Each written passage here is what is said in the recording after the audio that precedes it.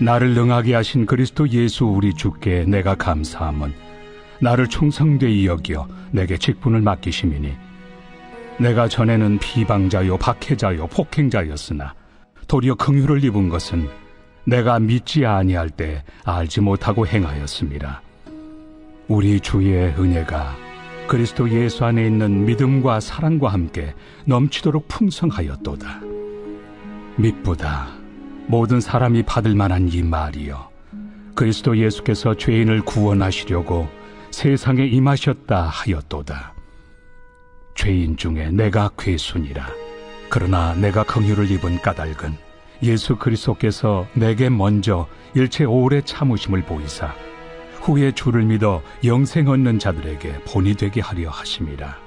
영원하신 왕, 곧 썩지 아니하고 보이지 아니하고 홀로 하나이신 하나님께 존귀와 영광이 영원 무궁하도록 있을지어다. 아멘. 아들 디모데야, 내가 네게 이 교훈으로서 명하노니 전에 너를 지도한 예언을 따라 그것으로 선한 싸움을 싸우며 믿음과 착한 양심을 가지라. 어떤 이들은 이 양심을 버렸고 그 믿음에 관하여는 파선하였느니라. 그 가운데 후메네오와 알렉산더가 있으니 내가 사탄에게 내준 것은 그들로 훈계를 받아 신성을 모독하지 못하게 하려 함이라. 어제부터 우리는 디모데전서를 보고 있습니다. 디모데전서 1장 11절부터 20절까지 죄인 중에 괴수라는 말씀입니다. 제가 지금까지 봤던 사역자들 중에서 가장 험악한 인생을 살았던 사역자는 이 어둠의 세계에서 일을 하다가 회개를 하고 부름받았다는 목사님입니다. 목사님들마다도 스토리가 다 다르죠. 사람마다 주님을 만난 이야기는 다 다릅니다. 그런데 공적으로 또 사적으로 그분의 기막힌 간증들을 옆에서 많이 들었습니다. 도박장에서의 얘기, 싸움했던 수많은 일화들과 심지어는 인신매매에 대한 이야기들을 들었습니다. 그런데 하루는 이 목사님이 도대체 어떻게 이런 가운데 회개하고 부름을 받았을까 궁금해서 들어봤습니다. 그런데 자기 옆에 있었던 식구들이 17명째 죽을 때 이제 본인이 정말 이러다가 죽을 수도 있겠다 라는 생각이 들어서 하나님을 잘 모르지만 이렇게 외쳤다고 해요. 하나님이 계시면 저를 살려달라. 그때 회개하고 주님께 돌이켰다는 얘기를 들었습니다. 인생에 있어서 비포 애프터가 확실한 사람들이 있죠. 물론 단조로운 사람도 있지만 오늘 나는 예수 믿기 전과 후가 비포 애프터가 어떻게 다른지를 한번 묵상해보는 시간이 되었으면 좋겠습니다. 오늘 본문에도 비포 애프터가 확실한 바울 이야기가 나옵니다. 12절에 보니까요. 나를 능하게 하신 그리스도 예수 우리 주께 내가 감사함은 나를 충성되이 여겨 내게 직분을 맡기심이니. 사도 바울의 구체적인 감사가 나옵니다. 어제 그리스도의 명령으로 나 사도된 바울이라고 소개했는데 바울은 나를 충성되이 여겨 직분을 맡기셨음에 감사하고 있습니다. 사람의 종류는 두 가지라고 하는데요. 일을 시키거나 뭔가 맡길 때 이 두 사람의 반응이 너무나 다르다고 합니다. 한 사람은 그냥 써주는 것만으로 감사한 사람이 있고 또 다른 한 사람은 내가 이거 하려고 왔는 줄 알아? 하는 사람이 있다는 것이죠.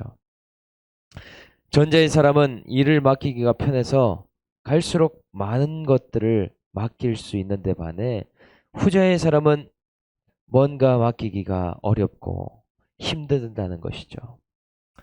하나님 편에서도 마찬가지입니다. 하나님께서 바울을 충성되이 여겼던 이유는 직분을 맡길 수 없는 자인데 나에게 맡겨주신 것에 대해서 감사하기 때문이었다는 것이죠. 또한 바울이 이렇게 감사할 수 있었던 이유는 원래 지금의 모습과 전혀 다른 추악한 자였기 때문이라 말합니다. 13절에 내가 전에는 비방자요 박해자요 폭행자였으나 도리어 긍휼을 입은 것은 내가 믿지 아니할 때에 알지 못하고 행하였음이라.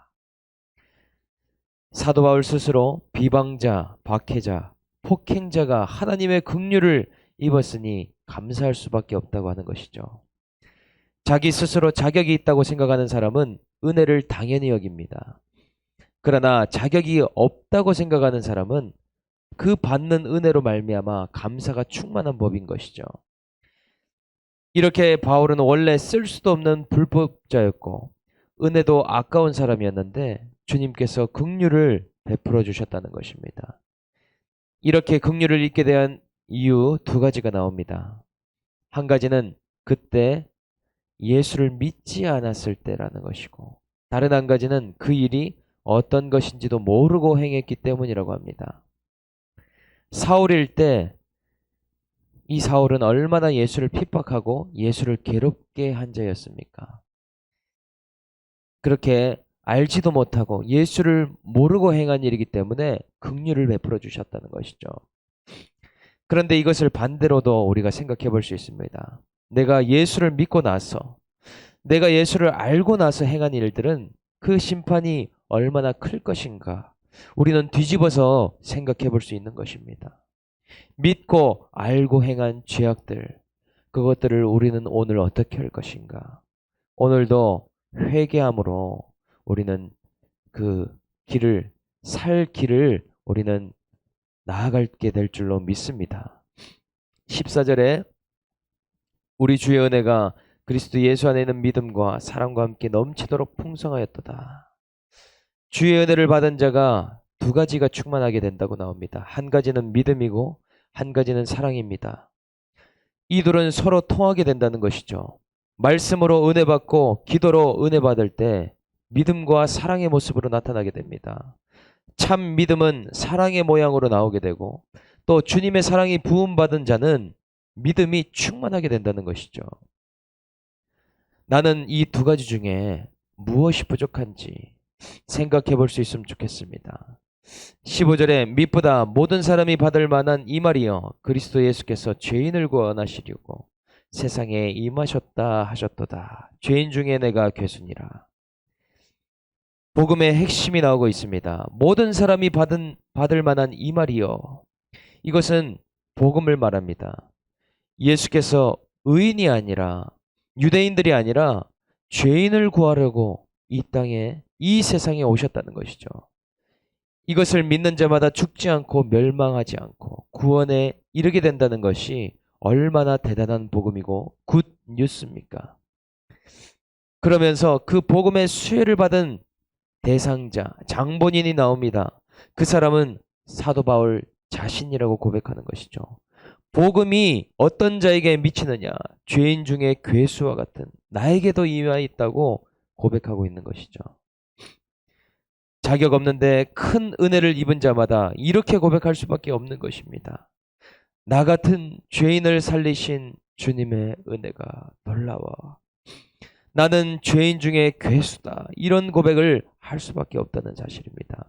오늘 주님 앞에 이러한 고백을 드릴 수 있기를 주님의 이름으로 축복합니다. 16절에 그러나 내가 긍휼을 입은 까닭은 예수 그리스도께서 내게 먼저 일체 오래 참으심을 보이사 후에 주를 믿어 영생 얻은 자들에게 본이 되게 하여 하심이라. 주님께 입은 긍휼의 모양은 오래 참으심이었다고 고백합니다. 예수님께서는 바울의 모든 죄와 허물까지도 다 용서해 주시고 오래도록 참아 주셨다는 것이죠. 뿐만 아니라 또 자격 없는 죄인 중에 괴수인 사도 바울에게 긍휼을 주신 이유는 구원의 본이 되게 하시려고, 구원의 모델로 삼기 위해서 이 긍휼을 쏟아부어 주셨다는 것입니다. 이런 죄인도 은혜를 입어 구원받는다면 구원받지 않을 자가 없고 모든 영생 얻을 자들이 다 바울을 보고 알게 된다는 것입니다. 하나님의 은혜와 하나님의 사랑이 얼마나 큰지를 깨닫게 된다는 것이죠. 똑같이 적용해봐서 오늘 나 같은 죄인을 살려주신 이유가 무엇입니까? 내 주변에 예수 믿지 않는 자들 앞에서 내가 죄 고백하고 내가 어떤 가운데 구원을 받았는지 그것을 나타내어서 오늘도 구원의 모델로 쓰시기 위함이라는 것이죠. 구원받은 자는요 결코 개인 구원으로 끝나지 않습니다. 반드시 구원받은 자는 사명이 있다는 것을 깨달아야 된다는 것이에요. 나의 재패와 고난은 다 다릅니다. 나의 삶의 장류와 종류는 다 다릅니다. 그러나 반드시 한 가지, 예수님께 은혜 입은 자는 그 은혜로 말미암아 구원의 모델로, 사명의 모델로 쓰임받게 된다는 것이죠. 17절, 영원하신 왕 곧 썩지 아니하고 보이지 아니하고 홀로 하나이신 하나님께 존귀와 영광이 영원토록 영원무궁하도록 있을지어다. 사도 바울이 은혜와 긍휼을 입은 자로서 모든 존귀와 영광을 영원하신 하나님께 돌리고 있습니다. 이렇게 은혜 받은 증거는 하나님께 그 은혜를 갚을 길이 없어서 찬양하게 되고 영광을 돌리게 된다는 것이죠. 나는 정말 은혜를 입고 구원받은 자인가? 점검해 보려면 나는 그 은혜를 생각할 때 주체하지 못할 찬양이 나오고 정말 하나님께 영광을 돌릴 수밖에 없고 그런 모습이 나온다면 내가 은혜 입은 자가 맞다는 것이죠.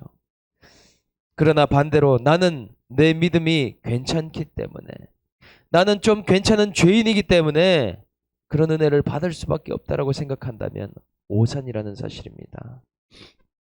나는 하나님께 감사할 수밖에 없기에 존귀와 영광을 돌리고 있나?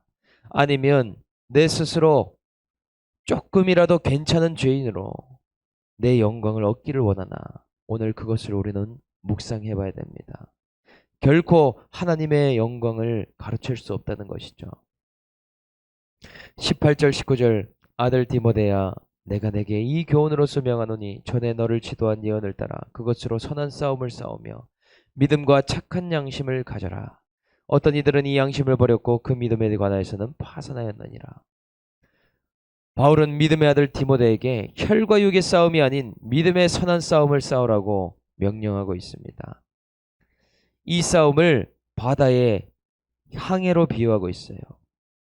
이 싸움은 먼저는 내면의 죄와 싸우는 일이고 외적으로는 거짓된 복음과 세상의 유혹들과 싸우는 일이었습니다. 착한 양심을 버리면 타협함으로 기복이든 다른 가르침이든 이런 것들을 혼합하게 되고 믿음을 버리게 되면 내면의 죄에 무너지게 된다는 거죠. 배로 치면 파산할 수밖에 없는 상황이 오게 된다는 것입니다.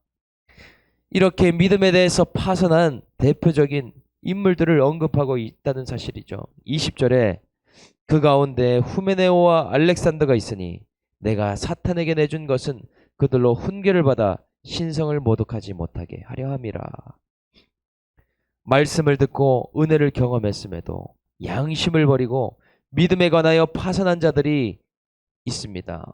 바로 후메네오와 알렉산더라는 인물이죠. 이렇게 구원의 모델로 쓰임받는 바울과 같은 자가 있다면 또한 믿음을 저버리고 파선한 후메네오와 알렉산더 같은 자들이 있다는 것입니다. 오늘 나는 어떤 모델로 쓰임받고 있는가? 한번 묵상해 보면 좋겠습니다. 오늘 이 말씀을 통해서 먼저는 나의 내면의 죄를 회개하고 외적으로는 착한 양심과 믿음을 갖고 이 믿음의 선한 싸움을 싸우는 하루가 될 수 있기를 주님의 이름으로 축복합니다. 적용 질문 드리겠습니다. 쓰임 받는 것만으로 감사합니까? 내가 이거 하려고 왔냐고 불평하고 있습니까? 나의 구원은 사명과 연결되어 있습니까? 아니면 내 구원만으로 그치고 있습니까? 나는 죄인 중에 괴수라는 고백을 하고 있습니까? 죄인 중에 좀 괜찮은 죄인이라고 합리화합니까? 은혜를 주체하지 못해서 주님 앞에 뜨겁게 찬양합니까? 내 믿음이 괜찮아서 받은 것처럼 포장하고 있습니까? 함께 기도하겠습니다. 하나님 아버지, 죄인 중에 괴수인 저는 그래도 조금 나은 죄인으로, 조금 나은 의인의 모습으로 포장하고 있고 또한 자격이 있다라고 생각한 죄인임을 이 시간 고백합니다. 하나님의 은혜로 죄인이 복음을 듣고 주의 종이 되었음에도 은혜와 그 감격이 식어질 때가 있음을 고백합니다. 주님이 주신 은혜가 얼마나 큰 것인지 다시 깨닫게 하셔서 찬양하며 영광 돌리는 하나님의 귀한 일꾼 될 수 있도록 주님 인도하여 주시옵소서. 하나님, 내면의 죄를 잘 보고 날마다 회개하며 외부의 세상 유혹들을 잘 이길 수 있게 해주시며 믿음과 착한 양심을 잘 지킴으로 오늘 하루도 우리가 각자의 자리에서 믿음의 선한 싸움을 싸울 수 있도록 주님 붙잡아 주시옵소서.